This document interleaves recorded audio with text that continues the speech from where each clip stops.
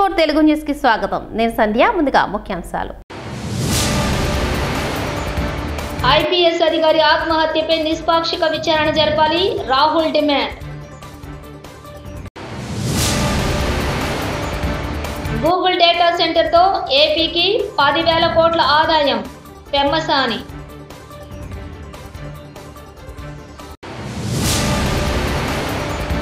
గతంలో రాజీవ్ గాంధీ చనిపోతే ఎవరూ మీలాగా దిక్కుమాలిన వ్యాఖ్యలు చేయలేదు, ఎమ్మెల్సీ తాత మధు.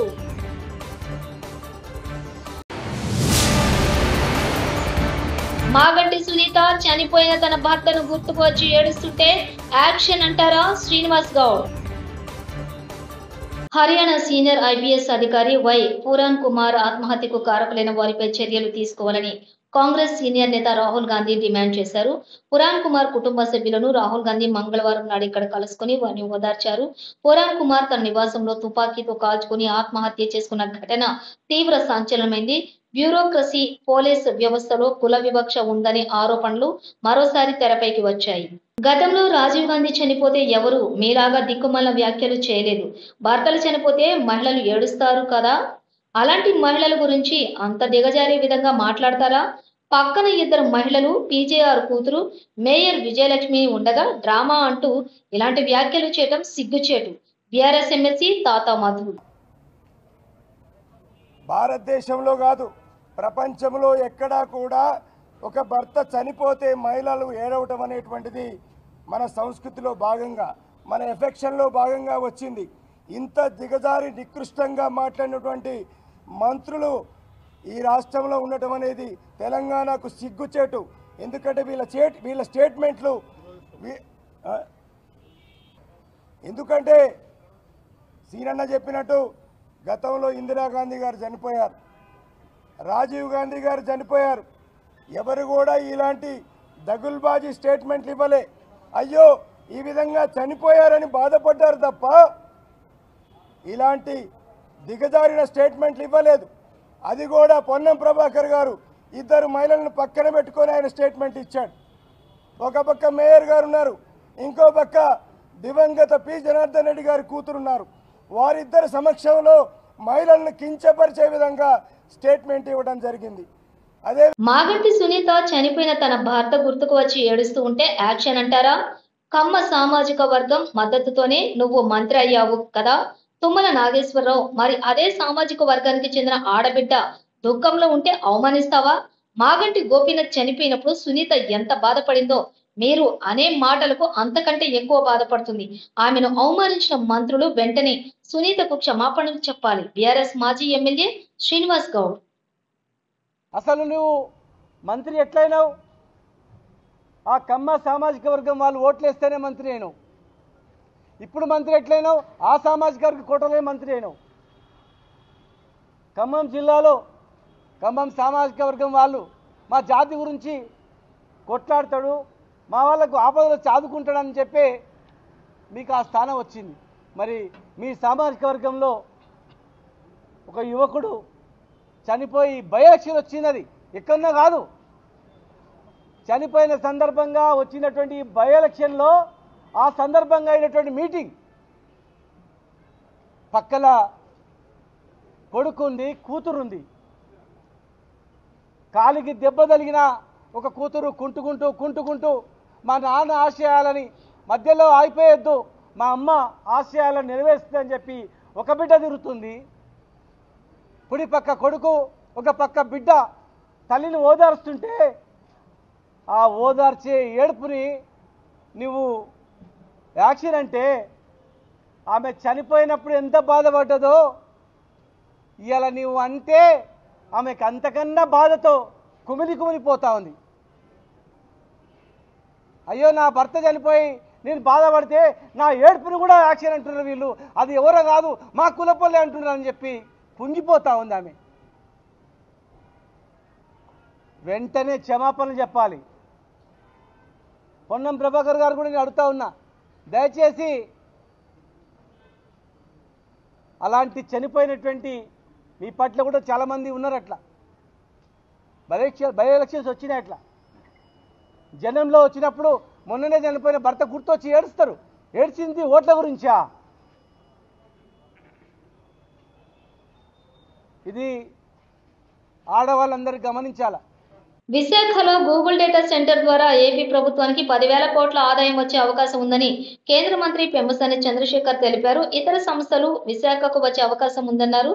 గూగుల్ విశాఖకు రావడానికి ప్రధాని మోదీ, సీఎం చంద్రబాబు, మంత్రి నారా లోకేష్ విశేషంగా కృషి చేశారని చెప్పారు. హైదరాబాద్ తీసుకుంటే ఐటీ ఇండస్ట్రీ మెచ్యూర్ అయిపోయింది. ఒక ప్లేస్ లో ఒక ఇండస్ట్రీ మెచ్యూర్ అయినప్పుడు మళ్ళీ దాన్ని ఇంకో ప్లేస్ లో రెప్లికేట్ చేయడం అనేది చాలా కష్టమైనటువంటి పని. సో ఒక స్ట్రాటజిక్ ప్లానింగ్ లో ఏమైతే మెచ్యూర్ అవ్వని బిజినెస్లు, కొత్త బిజినెస్లు ఏమున్నాయి వాటిని మనం ఎర్లీగా తీసుకొచ్చి ఎకో సిస్టమ్ ఎలా బిల్డ్ చేయాలనే ఉద్దేశంతో వచ్చినటువంటిదే. ఇప్పుడు ఏఐతో ఉన్నటువంటి ఏఐకి చాలా కంప్యూటింగ్ పవర్ కావాలి, డేటా సెంటర్స్ కావాలి. కాబట్టి దీన్ని మనం అందిపుచ్చుకోవాలని ఒక స్ట్రాటజిక్ ఐడియా తీసుకొని ముఖ్యంగా నారా లోకేష్ గారు గత 1 year నుంచి బ్యాక్గ్రౌండ్ లో సిస్టమేటిక్ గా ఈ డేటా సెంటర్స్ అన్నిటి మీద వర్క్ చేసుకుంటూ వచ్చారు. వర్క్ చేసినప్పుడు డేటా సెంటర్స్ అంటే ఈ పెద్ద పెద్ద కంపెనీస్ కి డేటా ప్రైవసీ ఇష్యూస్ ఉంటాయి. గవర్నమెంట్ పాలసీస్ స్టేబుల్ గా ఉండాలి, మార్చకూడదు, ట్యాక్స్ స్ట్రక్చర్ మార్చకూడదు. పెద్ద పెద్ద కంపెనీలు ఇప్పుడు ఈ రోజున వచ్చేటువంటి ఇన్వెస్ట్మెంట్ $10 billion అంటే దాదాపు రూపాయి విలువ తీసుకుంటే 90,000 కోట్ల రూపాయల విలువ చేసే ఇన్వెస్ట్మెంట్ పెట్టాలనుకున్నప్పుడు కంపెనీలు చాలా ఆలోచిస్తాయి. వీటన్నిటికి కావాల్సినటువంటి రీఅష్యూరెన్స్ సెంట్రల్ గవర్నమెంట్ ఈ రోజు ఉన్నటువంటి అశ్విని వైష్ణవ్ గారు కానీ అదేవిధంగా ప్రధానమంత్రి మోదీ గారు ఆ రీఅష్యూరెన్స్ ఇచ్చారు. ఇచ్చే విధంగా లోకేష్ గారు, చంద్రబాబు నాయుడు గారు 1కి 10 సార్లు ఫాలో అప్ చేసి అంతా ఒక స్టేజ్కి తీసుకొచ్చి ఈరోజు ఒక చారిత్రక ఘట్టంలాగా తీసుకొస్తా ఉన్నారు. మొట్టమొదటిగా నిజంగా నేను మనస్ఫూర్తిగా ఈ రోజున లోకేష్ గారిని అభినందించాలి. అంటే ఇంత హార్డ్ వర్క్ చేసినప్పుడు ఇది entire credit goes to him. ఇది నా ఒకటి. రెండోది, దీనివల్ల రాష్ట్రానికి జరిగేటువంటి ప్రయోజనాలు. ఒకటి, ఇందాక నేను చెప్పినట్టు ఒక ప్రాంతంలో ఒకటి వచ్చినప్పుడు ఎకో సిస్టమ్ బిల్డ్ అవుతుంది. ఇప్పుడు మీరు చిన్న చిన్న గ్రామాల్లో, పట్టణాల్లో చూస్తేనే ఒక దగ్గర గోల్డ్ షాపులు ఉంటే పక్కన 10 గోల్డ్ షాప్స్ పెడతారు. ఆటోమొబైల్ షోరూమ్స్, ఎందుకంటే కస్టమర్ అక్కడికి వచ్చినప్పుడు వాళ్ళకి ఆ ఎకో సిస్టమ్ లో ఒక దాంట్లో నుంచి వచ్చి బిజినెస్ వస్తుంది. డేటా సెంటర్స్ అయినా అంతే. ఈ ఎకో సిస్టమ్ అంతా బిల్డ్ అయిపోయి అక్కడ కావాల్సినటువంటి మ్యాన్ పవర్, లార్జ్ డేటా సెంటర్కి కావాల్సిన కూలింగ్ ఇన్ఫ్రాస్ట్రక్చర్, పవర్ ఇన్ఫ్రాస్ట్రక్చర్ ఇవన్నీ వైజాగ్కి వచ్చేటువంటి అవకాశం ఉంటుంది. కాబట్టి ఒక డేటా సెంటర్లో ఇప్పుడు 90,000 కోట్ల రూపాయలు పెట్టుబడి వస్తే నంబర్ 1 అది కట్టేటప్పుడు దాదాపుగా 5 నుంచి 6 వేల మందికి జాబ్స్ వస్తాయి. సంస్కృతి అపార్ట్మెంట్స్కి వెళ్ళి ఈ 43 ఓట్లు ఉన్నాయని చెప్తే ఆ అపార్ట్మెంట్లో ఉండే ఒక మహిళ, అక్కడ వారు నివాసం ఉంటున్నారు, వీరెవరైనా మీకు తెలుసా ఈ అపార్ట్మెంట్లో ఉంటున్నారా అని వారిని అడిగితే వారు ఇచ్చిన సమాధానం దయచేసి మీరు వినండి.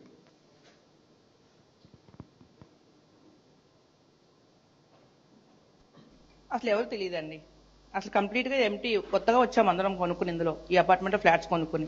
ఇంతకు ముందు ఎవరున్నారనేది ఎవరికి తెలియదు. ఆల్మోస్ట్ 1.5 year నుంచి ఇది ఆక్యుపై అయింది. బిఫోర్ దట్ ఎవరున్నారు ఏంటనేది ఎవరికి ఇన్ఫర్మేషన్ తెలియదు. అందరూ నాన్ లోకల్ నుంచి వచ్చిన వాళ్ళమే, లైక్ ఈ సరౌండింగ్స్ లో నుంచి వచ్చిన వాళ్ళం అయితే కాదు. ప్రజెంట్ అయితే ఇక్కడ ఉన్న వాళ్ళు అయితే, ఈ లిస్ట్ లో ఉన్న వాళ్ళైతే ఎవరు లేరండి. సో ఎవరికి తెలియదు అపార్ట్మెంట్ లో ఈ బిల్డింగ్ ఉన్న వాళ్ళు. అండర్ కన్స్ట్రక్షన్ నుంచి చూసాం అందరూ. ఇక్కడ వచ్చిన వాళ్ళందరూ కూడా కన్స్ట్రక్షన్ లో ఉన్నప్పుడే వచ్చి చూసాం. బిఫోర్ దట్ ఏ ఇల్లు ఉన్నదని ఎవరికి తెలియదు, ఎవరున్నారు అనేది కూడా తెలియదు. So, ఇది ఒక example. This is one example of Sanskriti Avenue Apartments where 43 voters, this was reported in media also. మీడియాలో కూడా ఇది రిపోర్ట్ చేయబడింది.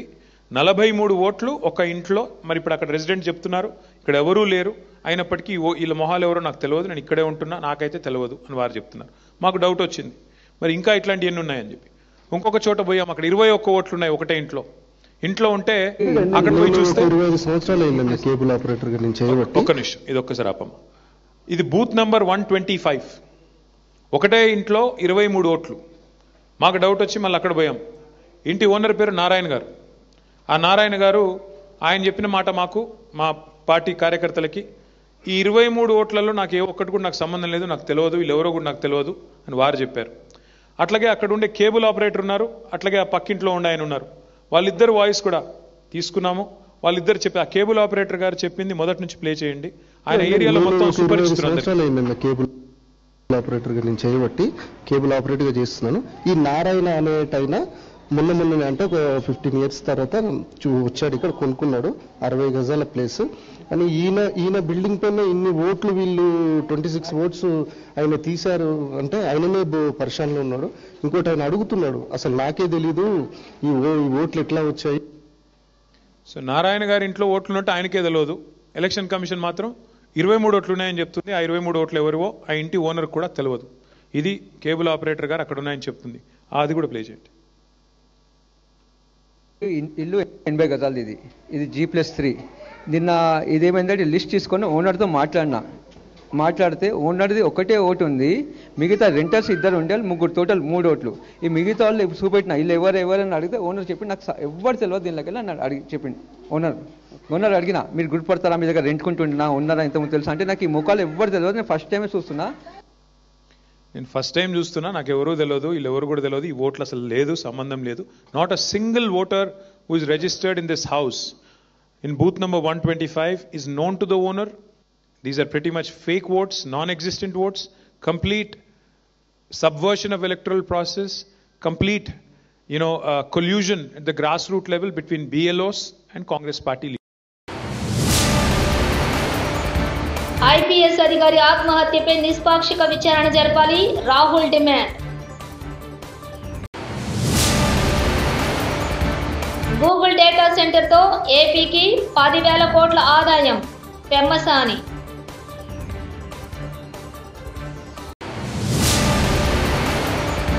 గతంలో రాజీవ్ గాంధీ చనిపోతే ఎవరూ మీలాగా దిక్కుమాలిన వ్యాఖ్యలు చేయలేదు, ఎమ్మెల్సీ తాత మధు.